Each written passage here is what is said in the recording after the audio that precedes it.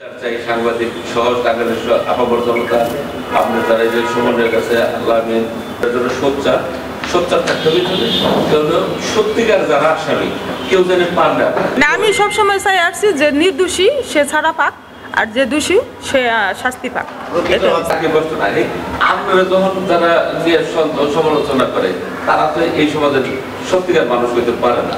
না, এটাই আমার প্রশ্ন যে আমাকে নিয়ে যারাই হোক, আলামিন হোক, তুষার হোক, বিথি হোক, মিষ্টি হোক, যে যারাই হোক, সর্বোচ্চ সবাইকে নিয়ে বলতেছি যে আমার নিয়ে রাজনীতি করব, আমার মনে হয় এটা তাদের ভবিষ্যতে একটা পাওনা থাকবো। যেন আমি আল্লাহর কাছে সবসময় প্রার্থনা করবো যে আমাকে নিয়ে জানি কেউ রাজনীতি করে না। কারণ আমি এখন এমনিতে অসহায়, আমি এলো দুঃখী একটা মা, আমার সন্তান হারিয়ে আমি অনেক কষ্টে আছি। এখন আপনারা যদি আমার নিয়ে সবাই এলো একটা বাণিজ্য করার চেষ্টা করুন, নিজেদের স্বার্থের জন্য কোনো কিছু করেন, সেটা এলো ঠিক হবে না আমার মনে হয়।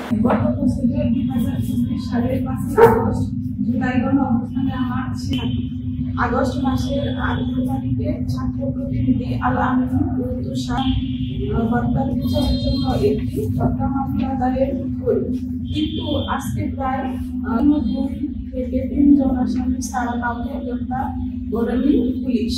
প্রশ্ন রয়েছে, যদি পুলিশ সঠিকভাবে চেষ্টা করে যে শহীদ মারুফ হত্যার আসামিদেরকে গ্রেপ্তার, আমি আপনাদেরকে বলতে চাই আমি আমার সন্তান হত্যার বিচার চাই।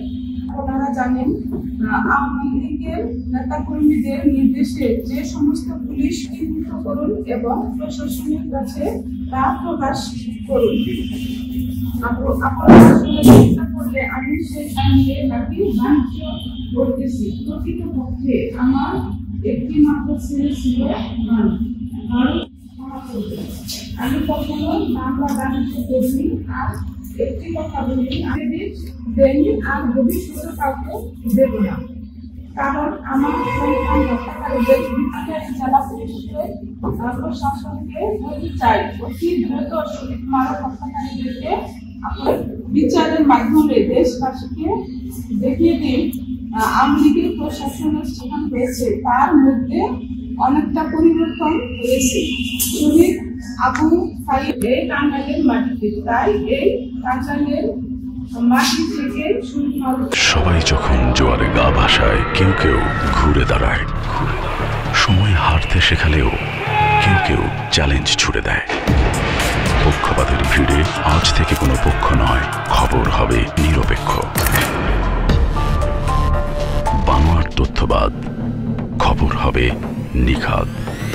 ভেঙে গুজবের শিখ, খবর হবে নির্ভীক। খবরের কাগজ, নিখাদ, নির্ভীক, নিরপেক্ষ।